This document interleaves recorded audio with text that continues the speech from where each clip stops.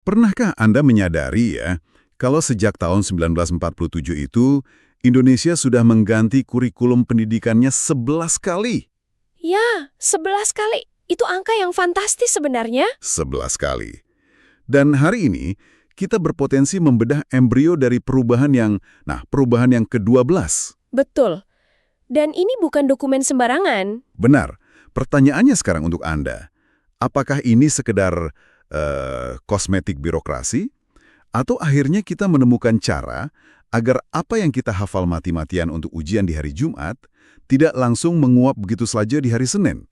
Itu pertanyaan yang sangat mendasar. Karena jujur saja, siklus kayak menghafal, lalu ujian, lalu lupakan, itu kan sudah jadi semacam ritual yang diterima begitu saja dalam sistem pendidikan kita selama puluhan tahun. Ritual yang melelahkan ya? Sangat. Kita ini kayak mencetak data di kertas ujian, lalu menghapus memori itu seketika untuk ujian berikutnya. Nah, itulah mengapa sesi bedah materi kita hari ini terasa sangat-sangat mendesak.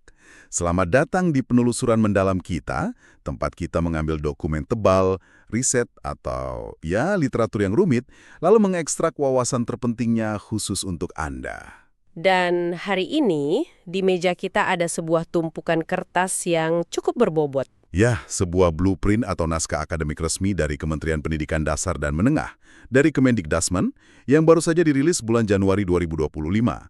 Judulnya, Pembelajaran Mendalam, Transformasi Pembelajaran Menuju Pendidikan Bermutu untuk Semua. Sebuah judul yang menurut saya memikul beban ekspektasi yang sangat berat. Banget. Karena di balik bahasa birokrasinya itu, dokumen ini sebenarnya sedang merancang sebuah paradigma baru. Mereka berusaha menggeser fondasi pendidikan kita secara, bisa dibilang, cukup radikal. Jadi, misi diskusi kita hari ini adalah membongkar cetak biru ini. Apakah anak-anak kita akan diajari cara berpikir yang baru, atau ini cuma ganti baju lagi? Betul. Dan kita harus mulai dari akar masalahnya. Setuju. Karena sebelum kita melompat ke solusinya, yaitu si pembelajaran mendalam atau deep learning ini, kita harus membedah dulu mengapa pemerintah merasa sistem yang ada sekarang sudah tidak bisa diselamatkan. Maksud saya, kenapa tidak ditambal sulam saja? Mengapa harus dirombak total?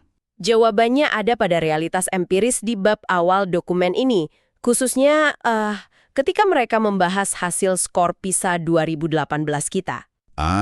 Skor PISA. Ini selalu jadi momok kan? Benar sekali. Skor asesmen global ini menelanjangi satu fakta yang cukup pahit ya, bahwa mayoritas siswa Indonesia saat ini terjebak di level 1-3. Oke, mari kita perjelas mekanismenya untuk Anda yang mendengarkan. Level 1-3 ini, dalam prakteknya di kelas, itu wujudnya seperti apa? Nah, itu masuk dalam kategori LOADS, atau Lower Order Thinking Skills, keterampilan berpikir tingkat rendah. LOADS, oke. Dalam bidang membaca, matematika, maupun sains, anak-anak kita di level ini tuh cuma mampu mengingat fakta yang sudah disuapkan ke mereka. Mereka mengenali informasi yang sangat eksplisit dan mengikuti prosedur yang lurus-lurus saja. Jadi mereka ini sangat jago kalau ditanya apa atau siapa gitu ya? Tepat. Tapi seketika lumpuh ketika ditanya mengapa, atau kalau mereka diminta menganalisis sebuah masalah yang formatnya sedikit saja diubah dari buku teks. Kalau saya boleh pakai analogi nih, mengajari anak dengan sistem LOADS ini persis kayak mengajari mereka menyetir dengan hanya mengikuti instruksi GPS secara buta. Analogi yang menarik. Iya kan? Kayak belok kiri, lurus 100 meter, mereka sampai tujuan. Betul. Tapi mereka sebenarnya tidak tahu jalan. Tepat. Dan masalah utamanya muncul ketika GPS itu mati. Atau tiba-tiba jalan utamanya ditutup karena perbaikan. Mereka kebingungan pastinya. Mereka tidak bisa mencari alternatif jalan. Sementara itu, dokumen ini menunjukkan kontras yang sangat tajam dengan negara tetangga kita, kayak Singapura, Jepang, atau Cina. Mereka ada di level berapa? Siswa-siswa mereka sudah mendominasi level 4, 5, dan 6.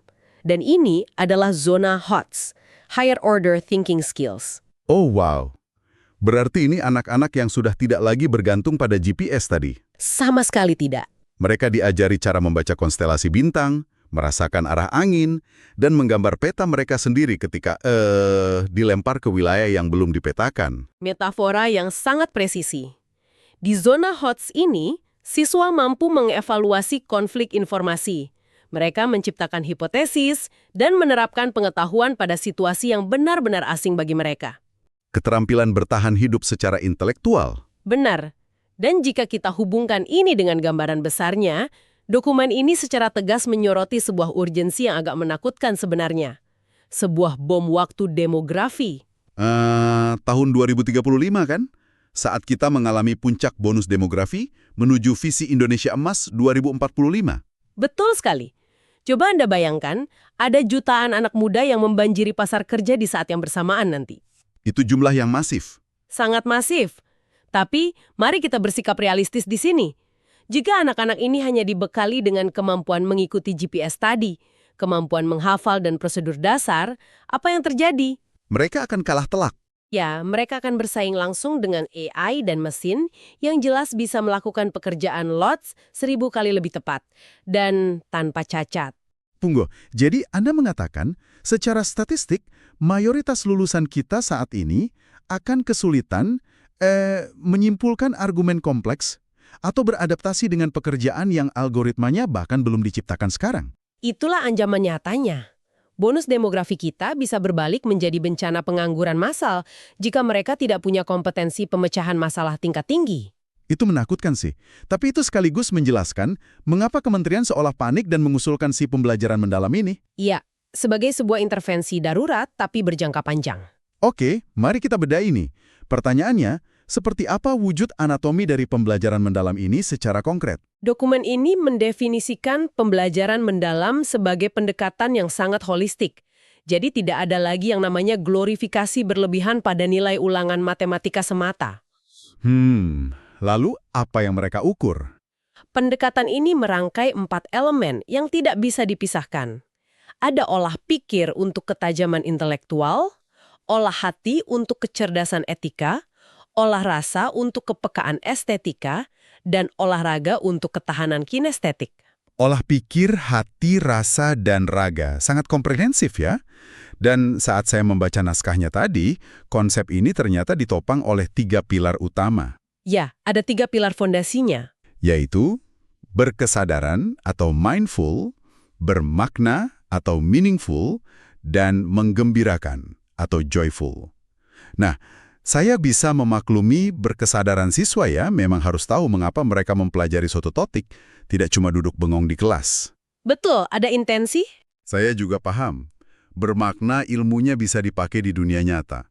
Tapi, mengembirakan. Kenapa dengan mengembirakan? Biar saya luruskan, bukankah secara historis, sekolah itu memang didesain untuk mendisiplinkan anak melalui kerja keras, bukan menjadi taman bermain? Mengapa negara repot-repot memasukkan kata gembira dalam sebuah dokumen kebijakan resmi?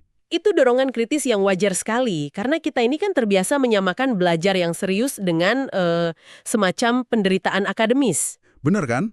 Kalau nggak pusing, berarti nggak belajar. Nah, itu mitos lama.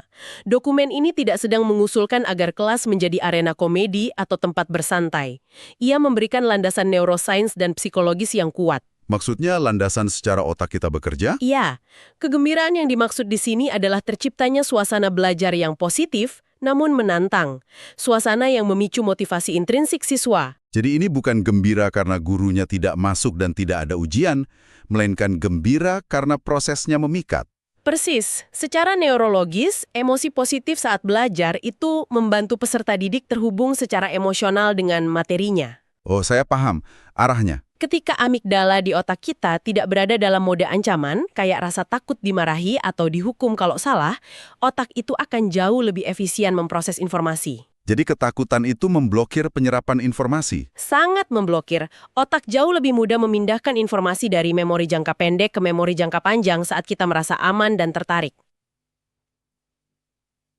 Belajar yang digerakkan oleh rasa takut itu hanya menghasilkan pengetahuan yang sangat rapuh. Masuk akal. Mekanismenya jadi jelas sekarang.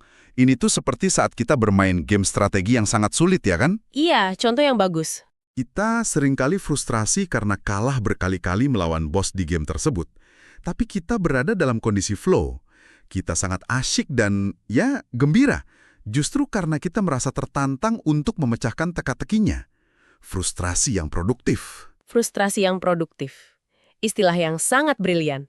Ya, itulah wujud menggembirakan dalam pembelajaran mendalam, terlibat sepenuhnya dalam sebuah tantangan intelektual. Nah, disinilah bagian yang sangat menarik.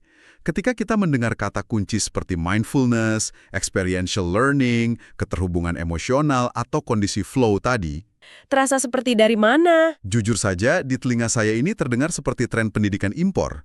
Kayak sesuatu yang dirancang di sekolah-sekolah elit di Silicon Valley atau kurikulum mahal di Finlandia. Tapi naskah akademik ini ternyata mengungkap kejutan besar soal asal-usul filosofisnya, kan?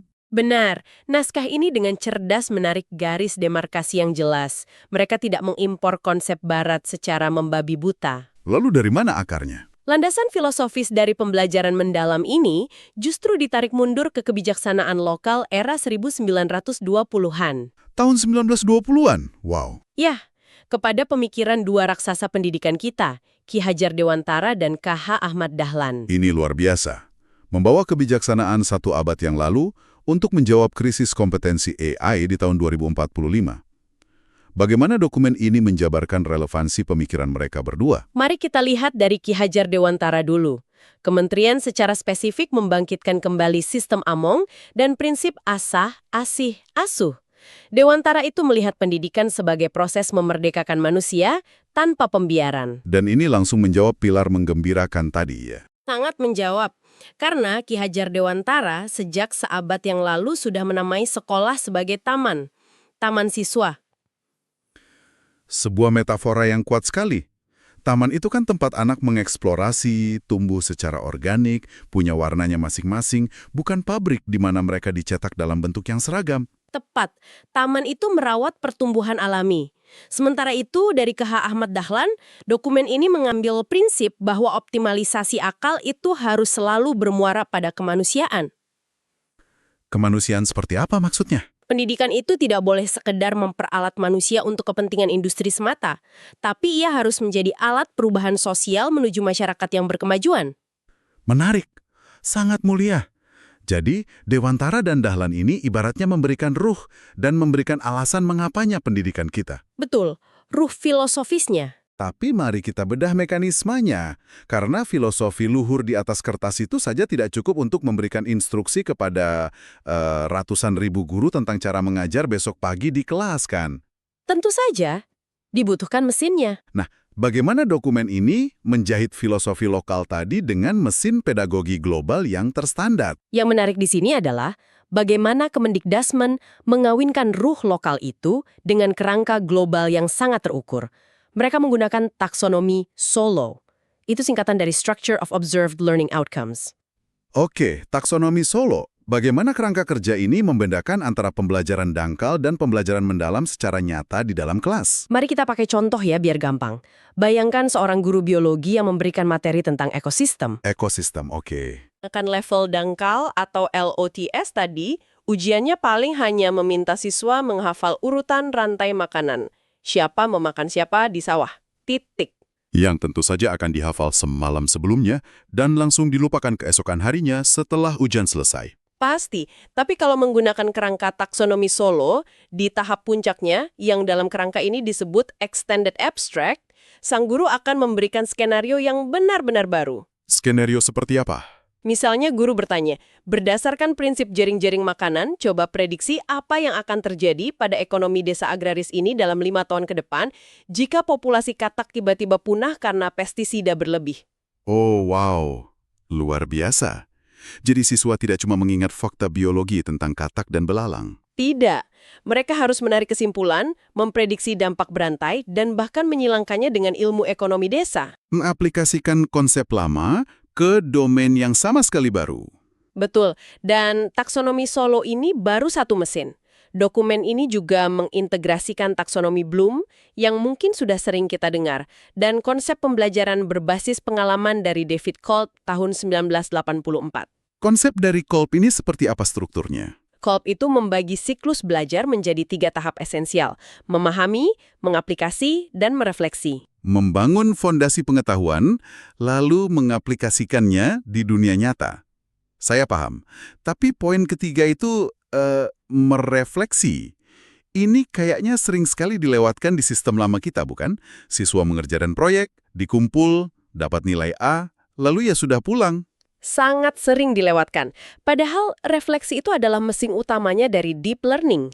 Di tahap ini siswa diajak untuk berpikir tentang pemikiran mereka sendiri. Metakognisi ya? Ya, metakognisi. Mereka diminta mengevaluasi diri mereka secara kritis. Kayak, mengapa strategi saya gagal di awal proyek ini? Atau bagaimana cara saya belajar yang paling efektif untuk materi sejenis di masa depan? Dan kebiasaan inilah yang pada akhirnya mencetak kemandirian belajar sepanjang hayat ya. Tepat sekali. Oke, kerangka teorinya sejauh ini sangat solid. Ki Hajar Dewantara dan KH Ahmad Dahlan sebagai ruhnya, taksonomi Solo dan siklus Kolb sebagai mesin penggeraknya. Sebuah kombinasi yang kokoh. Tapi, mari kita benturkan teori indah ini dengan realitas di lapangan. Mengubah jargon dan mengganti kata-kata di dokumen kementerian di Jakarta itu kan jauh lebih mudah daripada mengubah apa yang terjadi di sebuah kelas di daerah terpencil setiap jam 7 pagi. Itu kenyataan pahitnya. Ya kan? Jika ekosistemnya tidak dirombak total, ini hanya akan jadi dokumen utopis tebal yang menumpuk debu. Bagaimana naskah akademik ini merancang eksekusi implementasinya? Naskah ini sebenarnya sangat sadar akan potensi kegagalan itu. Makanya, transformasi struktural paling pertama justru ditargetkan pada ujung tombak sistem pendidikan kita. Yaitu para guru. Ya, guru. Peran guru mengalami redefinisi yang total dalam cetak biru ini. Mereka bukan lagi penceramah tunggal yang berdiri di depan kelas, mendikte, lalu menyuapi anak-anak dengan satu jawaban yang benar. Lalu berubah jadi apa peran mereka? Guru diproyeksikan bertransformasi menjadi 3 hal: activator, collaborator, dan culture builder. Culture builder.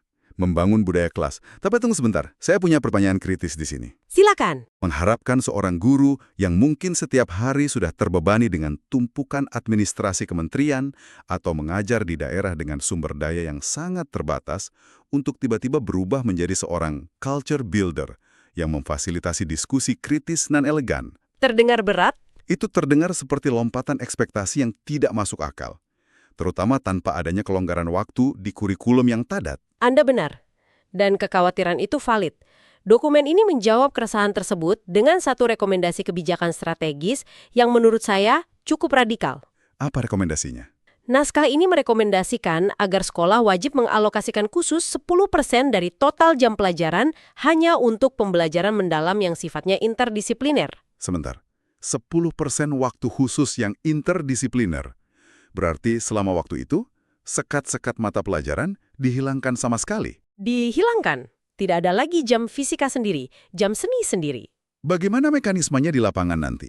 Apakah itu berarti guru fisika dan guru seni budaya bisa memberikan penilaian berbarengan untuk satu proyek siswa yang sama? Secara konseptual, persis seperti itu mekanismenya. Bayangkan begini, siswa diberi proyek merancang struktur jembatan bambu untuk masyarakat desa.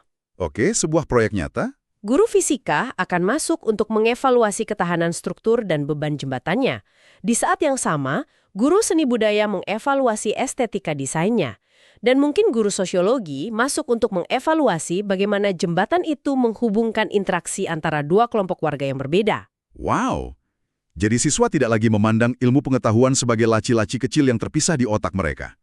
Ilmu pengetahuan kembali menjadi satu kesatuan yang utuh untuk memecahkan masalah nyata. Itulah inti dari 10% waktu tersebut. Itu benar-benar praktis dan sangat menjanjikan. Tapi tahu nggak, dari seluruh halaman di naskah akademik ini, ada satu bagian rekomendasi struktural yang membuat saya benar-benar berhenti dan membacanya 2 kali. Bagian yang mana? Rekomendasi strategis nomor 3. Pergeseran pada profil lulusan. Ya, ini besarkan. Selama beberapa tahun terakhir, kita kan sangat familiar dengan yang namanya profil pelajar Pancasila, yang memiliki 6 dimensi itu. Betul, 6 dimensi. Tapi Cetak Biru Januari 2025 ini secara eksplisit mengusulkan evolusi dari konsep itu, menjadi profil lulusan dengan 8 dimensi. Ini perubahan arsitektur yang sangat masif menurut saya. Ini memunculkan pertanyaan penting soal prioritas negara ke depan. Mari kita bedah ke 8 dimensi baru tersebut. Ada keimanan dan ketakwaan, lalu kewargaan, penalaran kritis, kreativitas, 4, oke. Lalu? kolaborasi, kemandirian, kesehatan atau well-being, dan yang terakhir komunikasi. Oke, mari kita perjelas hal ini karena ini krusial. Saya bisa membayangkan sebuah sekolah mengukur penalaran kritis lewat esai analitis, kan? Atau mengukur komunikasi lewat ujian presentasi. Itu metrik konvensional yang mudah diukur. Tapi bagaimana sebuah institusi pendidikan bisa mengukur secara objektif hal-hal seperti dimensi kesehatan, yang di dokumen ini ternyata mencakup fisik prima, sekaligus well-being atau kesejahteraan mental, atau dimensi keluargaan. Ya, itu sangat subjektif sifatnya. Kita kan tidak mungkin memberikan tes pilihan ganda yang berbunyi, seberapa stabil mental Anda hari ini? A, B, atau C? Atau seberapa baik Anda menjadi warga negara bulan ini? Itu nggak masuk akal. Apa solusinya? Kemendikdasmen menyatakan dengan gamblang bahwa sistem evaluasi kita harus berubah haluan, menuju asesmen formatif dan sumatif yang menekankan pada asesmen otentik dan holistik. Asesmen otentik. Maksudnya penilaian yang berbasis portofolio dan pembuktian performa dalam jangka panjang? Persis, mengevaluasi kewargaan misalnya, jelas tidak dilakukan lewat tes hafalan pasal-pasal undang-undang di atas kertas, tapi dievaluasi lewat portofolio nyata selama 3 tahun di sekolah. Lewat tindakan nyata siswa tersebut. Bagaimana ia mengelola dan meredakan konflik di dalam kelompok saat bekerja sama. Dan untuk bisa mengeksekusi asesmen setingkat ini, dokumen ini mengakui bahwa sekolah tidak akan bisa bekerja sendirian dalam gelembungnya. Dibutuhkan partisipasi pihak luar. Sebuah ekosistem. Betul sekali. Dokumen ini sangat menekankan pentingnya sebuah ekosistem yang terintegrasi. Orang tua, komite sekolah, dinas pendidikan, mitra profesi dari industri, bahkan teknologi digital. Semuanya dilibatkan untuk menilai satu siswa. Semuanya ditenun menjadi satu jaring, tujuannya untuk memonitor dan mendukung pertumbuhan ke-8 dimensi siswa tersebut. Belajar bukan lagi hanya tanggung jawab sepihak dari sekolah. Sebuah desain ulang yang benar-benar menyeluruh? Oke, jika saya boleh merangkum perjalanan diskusi kita yang panjang ini sejauh ini. Kita, Anda dan saya, sedang menatap sebuah cetak biru yang sangat ambisius dari Kemendikdasmen.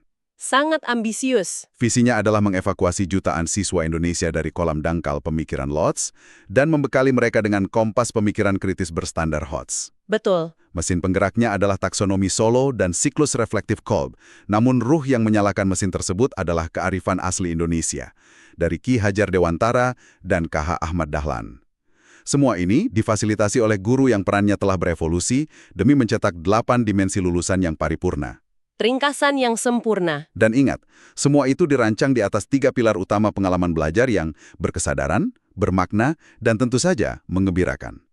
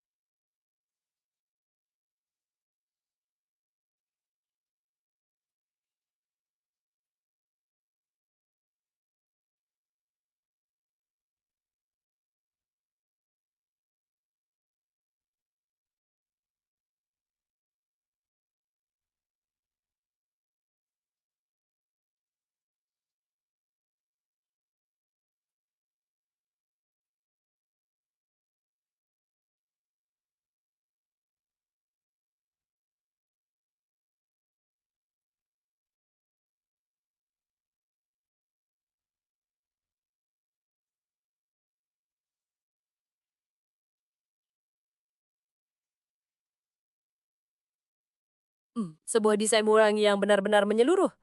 Oke, jika saya boleh merangkum perjalanan diskusi kita yang panjang ini sejauh ini, kita, Anda dan saya, sedang menatap sebuah cetak biru yang sangat ambisius dari Kemendikbudrismen. Sangat ambisius. Visinya adalah mengevakuasi jutaan siswa Indonesia dari kolam dangkal pemikiran LOTS dan membekali mereka dengan kompas pemikiran kritis berstandar HOTS. Betul. Mesin penggeraknya adalah taksonomi Solo dan siklus reflektif Kolb, namun ruh yang menyalakan mesin tersebut adalah kearifan asli Indonesia, dari Ki Hajar Dewantara dan KH Ahmad Dahlan. Semua ini difasilitasi oleh guru yang perannya telah berevolusi demi mencetak 8 dimensi lulusan yang paripurna. Ringkasan yang sempurna. Dan ingat, semua itu dirancang di atas 3 pilar utama pengalaman belajar yang berkesadaran, bermakna, dan tentu saja menggembirakan. Sebuah sintesis yang brilian. Nah, sekarang saya ingin menarik semua konsep makro yang berat ini kembali kepada Anda. Anda sang pembelajar yang sedang mendengarkan kami. Sebagai orang dewasa yang dituntut untuk terus beradaptasi. Entah Anda sedang mempelajari software baru di kantor, mencoba merintis bisnis dari nol, atau sekedar memahami perubahan dunia yang cepat ini. Ya, kita semua adalah siswa seumur hidup. Tepat. Coba evaluasi proses belajar Anda sendiri akhir-akhir ini. Apakah Anda sudah mempraktekkan pembelajaran mendalam ini? Sudahkah Anda berkesadaran atas apa yang Anda pelajari? Apakah ilmunya sungguh bermakna buat hidup Anda? Dan apakah Anda menikmati proses flow ketika sedang memecahkan masalahnya? Atau jangan-jangan... Nah, ataukah diam-diam Anda masih terjebak di mode LOTS, sekedar menghafal prosedur dari bos, atau meniru tutorial YouTube tanpa paham esensinya, lalu melupakannya keesokan harinya? Ini cermin yang sangat bagus untuk kita semua. Karena Anda menyinggung soal dunia profesional kita hari ini, saya ingin meninggalkan satu pemikiran provokatif untuk direnungkan oleh Anda setelah eksplorasi ini selesai. Oke, silakan. Mari kita tarik garis waktu dari kebijakan dokumen ini jauh ke masa depan. Bayangkan jika naskah akademik ini dieksekusi dengan sempurna mulai bulan ini, tahun 2025. Oke, anak-anak ini mulai dididik dengan paradigma yang baru, lalu 10 tahun kemudian, di tahun 2035, tepat saat Indonesia meledak dengan puncak bonus demografinya. Jutaan lulusan dari sistem pembelajaran mendalam ini akan masuk ke pasar kerja secara serentak. dan mereka berbeda dari generasi sebelumnya? Sangat berbeda. Anak-anak ini tidak dibesarkan untuk patuh pada instruksi buta ala LOTS. Mereka memiliki penalaran kritis level puncak berkat taksonomi Solo. Mereka memiliki kemandirian karena terbiasa merefleksikan kelemahan mereka sendiri. Dan yang paling radikal, Apa itu? Mereka menempatkan well-being atau kesehatan mental dan fisik sebagai standar kompetensi resmi mereka dari sekolah, bukan sekedar kompromi yang mereka cari saat akhir pekan. Oh, wow. Saya mulai melihat kemana arah pemikiran Anda berlabuh. Pertanyaannya adalah, ketika generasi yang sangat otonom, kritis, dan memprioritaskan kewarasan mental, ini berbenturan langsung dengan struktur korporat tradisional kita hari ini, struktur hierarki atas bawah yang kaku, budaya mikromanajemen, dan jam kerja 9 ke 5 yang seringkali menguras jiwa, apa yang akan terjadi? Sesuatu harus mengalah. Pasti, generasi ini tidak hanya akan menghancurkan budaya kerja lama, mereka akan memaksa tatanan ekonomi dan profesional kita untuk berevolusi secara paksa demi menampung mereka. Itu adalah skenario yang bikin merinding ya. Namun sekaligus, itu meletupkan harapan yang luar biasa besar. Jika revolusi di dalam ruang kelas ini benar-benar berhasil, maka tatanan dunia kerja seperti yang kita kenal sekarang dipastikan akan ikut runtuh dan dibangun ulang oleh anak-anak ini. Sebuah masa depan yang patut kita nantikan. Betul sekali. Hari-hari di mana kita menatap jarum jam berdenting lambat di dalam kelas yang membosankan, mungkin benar-benar akan menjadi artefak sejarah. Terima kasih telah meluangkan waktu berharga Anda untuk membedah wawasan ini bersama kami di ruang tamu Anda. Senang bisa berbagi wawasan ini. Teruslah kritis, teruslah mencari kedalaman di tengah lautan informasi yang makin dangkal ini. Dan sampai jumpa di penelusuran mendalam kita selanjutnya.